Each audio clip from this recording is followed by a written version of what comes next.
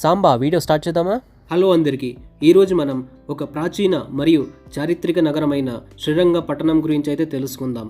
ఈ ప్రదేశం కర్ణాటక రాష్ట్రంలో అయితే ఉంది. బెంగళూరు నుంచి 130 కిలోమీటర్లు అండ్ మైసూర్ నుంచి 20 కిలోమీటర్ల దూరంలో అయితే ఉంది. ఈ నగరంలో చరిత్రను చూపించేటువంటి ఎన్నో కట్టడాలు మరియు స్మారక చిహ్నాలు అయితే ఉన్నాయి. ఈ వీడియోలో మనం Shri Ranganatha Swamy temple, Triveni Sangamam and Nimishamba temple గురించి అయితే తెలుసుకోబోతున్నాము. హాయ్ అందరికీ నమస్కారం, welcome to my channel vibe with Prashant. మనం ఈ రోజు అయితే వచ్చేసాం శ్రీరంగపట్నం చూడడానికి. మనమైతే ఇప్పుడు శ్రీ రంగనాథ స్వామి టెంపుల్ ముందైతే ఉన్నాం అనమాట. సో ఈ టెంపుల్ గురించి చెప్పుకోవడానికి చాలా విశేషాలు అయితే ఉన్నాయి, చాలా ఇంట్రెస్టింగ్ గా ఉంటది.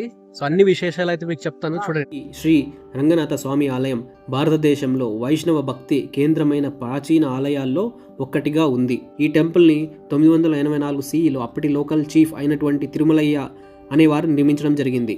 తర్వాత కాలంలో విజయనగర రాజులు, వడియార్లు మరియు మైసూర్ రాజులు దీనిని విస్తరించారు. మనం ఇప్పుడు ఆలయం గోపురం లోపలైతే ఉన్నాము. మనం ఏదైతే చూస్తున్నామో ఇది దేవాలయపు ప్రాంగణం అనమాట. చూడడానికి చాలా అద్భుతంగా ఉంది. ఈ మధ్యలో ఏం కనిపిస్తుందో ఇది గర్భగుడి. దీని చుట్టూగా అయితే మనకి ఇలా స్పేస్ అయితే ఉందన్నమాట. ఇక్కడ కూడా చిన్న చిన్న కట్టడాలని మనం చూడవచ్చు. ఇది 108 అభిమాన వైష్ణవ క్షేత్రంలో ఇది కూడా ఒకటి. ఇప్పుడు మనం ఏం చూస్తున్నామో ఇది శ్రీ రంగనాథ స్వామి గర్భగుడికి అయితే దారి. లోపలికి వీడియో అవ్వలేదు కాబట్టి మీకు ఇక్కడ ఫోటో అయితే పెడతా ఉన్నాను, లోపల దేవుడు ఎలా కనిపిస్తాడు అని. మనకి ఆదిరంగా, మధ్యరంగా అండ్ అంత్యరంగా అని 3 దేవాలయాలు అయితే ఉన్నాయి. ఆదిరంగా అనేది మనం చూస్తున్నది, మధ్యరంగా శివన సముద్రంలో అయితే ఉంది, అండ్ అంత్యరంగా వచ్చేసి రంగనాథ స్వామి టెంపుల్ ఇన్ శ్రీరంగంలో అయితే ఉంది. ఈ గుడి చుట్టూ ఎలా ఉంది అనేది అయితే చూద్దాం ఇప్పుడు మనము. పక్కన గార్డెన్ మరియు ఈ ప్రశాంతమైన వాతావరణం ఎంతో మనశ్శాంతిని అయితే ఇస్తాయన్నమాట మనకి. చాలా అంటే చాలా బాగా ఉంది.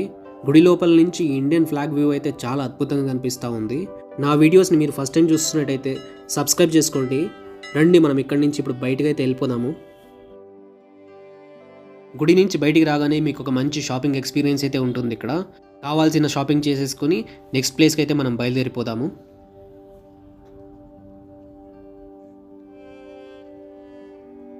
శ్రీ రంగనాథ స్వామి దర్శనం చేసుకొని మనం త్రివేణి సంగమం దగ్గరికి అయితే వచ్చామన్నమాట. మనకి ఇది ఏం కనిపిస్తుందో ఇది త్రివేణి సంగమం. బేసిక్గా శ్రీరంగపట్టణం అనేది ఒక లేక్ కాబట్టి ఈ చుట్టూ అయితే ఇలా నది ఉంటుందన్నమాట మనకి. ఇక్కడ త్రివేణి సంగమం అని ఎందుకంటారంటే ఇక్కడ 3 నదులు అయితే కలుస్తాయన్నమాట. ఒకటి వచ్చేసి కావేరి, మనం ఏదైతే ఎన్నికలు చూస్తున్నామో అది కావేరి. అటువైపు ఉన్నది, అటువైపు నుంచి వస్తున్నది హేమావతి. అండ్ ఇక్కడ లోకల్గా ఏదైతే నీరు ఇక్కడే పుట్టి ఇక్కడ ఆ కొండల నుంచి ఏదైతే ప్రవహిస్తుందో అది వచ్చేసి లోకపావని అని. ఈ 3 నదులు ఇక్కడ కలుస్తాయి కాబట్టి దీన్ని త్రివేణి సంగమం అంటారు. సో చూడడానికి అయితే చాలా అద్భుతంగా ఉంది.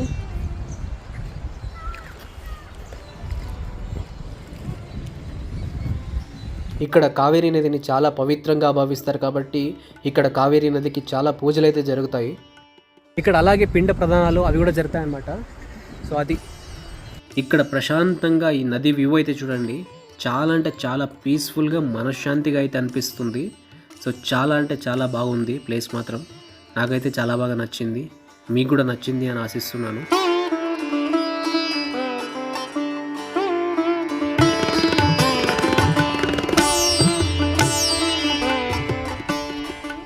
మనం ఇప్పుడైతే నిమిషాంబ టెంపుల్ దగ్గర ఉన్నాము.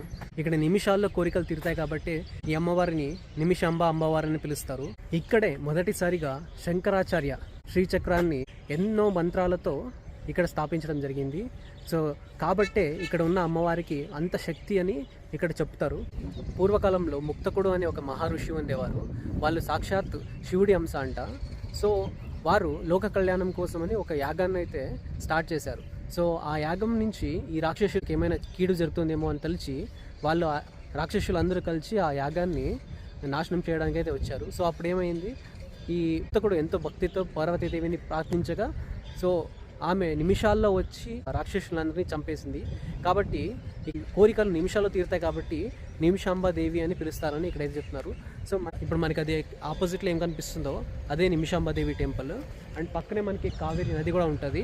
సో అందరు ఇక్కడ స్నానం చేసేసి అక్కడ నిమిషాంబాదేవి దర్శనానికి అయితే వెళ్తారనమాట. సో రండి ఇప్పుడు మనం నిమిషాంబాదేవి ఆలయాన్ని దర్శించుకుందాం. దాంతోపాటుగా పక్కన ఉన్న కావేరి నదిని కూడా చూద్దాం ఒకసారి. చూడండి మనకేం ఆపోజిట్లో కనిపిస్తుంది, అక్కడంతా మీరు కార్స్ బైక్స్ అన్ని పార్క్ చేయొచ్చు. అండ్ ఇక్కడ గుర్రాల రైడింగ్ అయితే నార్మల్గా లేదనమాట. ఇక్కడ పోయినా మీరు గుర్రాలను అయితే చూస్తారు. సో రైడింగ్ వచ్చేసి 150 to 200 రూపీస్ అయితే ఛార్జ్ చేస్తారు వీళ్ళు. మనకు ఆపోజిట్లో కనిపిస్తున్నది నిమిషాంబదేవి టెంపుల్. ఈ గుడి ప్రత్యేకత ఏంటి అంటే లోపల మనకి ఈశ్వరుడు, విష్ణుమూర్తి అండ్ నిమిషాంబదేవి ఒకే లైన్లో అయితే కనిపిస్తారనమాట. నాకు తెలిసినంత వరకు ఈశ్వరుడు, విష్ణు భగవానుడు ఒకే మంటపం కింద ఉన్నది అండ్ ఒకే లైన్లో ఉన్నది ఇదొక్క టెంపుల్లోనే. నేనైతే వేరే ఎక్కడా చూడలేదు. మీరేమైనా చూసినట్టయితే కమెంట్లో పెట్టండి మీరు చూసింది ఎక్కడ అని. ఎస్పెషల్లీ పాత టెంపుల్స్లో. టెంపుల్కి వెళ్ళడానికి ముందు పక్కనే ఉన్న కావేరీ నది స్నానం ఘాట్ని అయితే దర్శించుకుందాం. ఇక్కడ భక్తులు ఈ కావేరీ నదిలో స్నానం చేసి నిమిషాంబదేవి దర్శనంకి అయితే వెళ్తారు.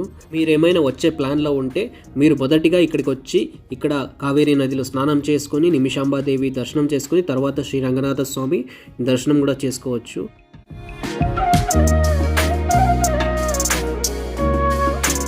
కావేరీ నది వాటర్ అయితే చాలా క్లీన్గా ఉంది. అండ్ ఇక్కడ పక్కన చూసుకున్నట్టయితే మీకు స్నానాలు చేస్తూ కూడా కనిపిస్తారు కొంతమంది పర్యాటకులు. చాలా అంటే చాలా అద్భుతమైన ప్లేస్. మీరేమైనా ఫ్యామిలీతో వచ్చినట్టయితే చాలా బాగా ఎంజాయ్ చేస్తారు. ఈ వ్యూ అనేది చాలా ఎక్సలెంట్గా ఉంది.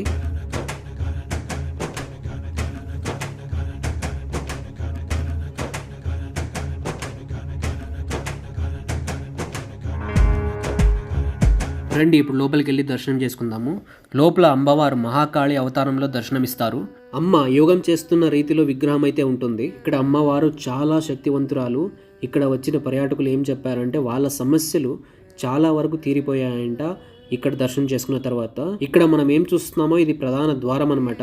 మనకి లోపలికి అయితే అలో లేదు వీడియో. సో లోపల అమ్మవారు ఎలా కనిపిస్తారో అని ఇక్కడ ఫోటో అయితే పెడుతున్నాను చూడండి.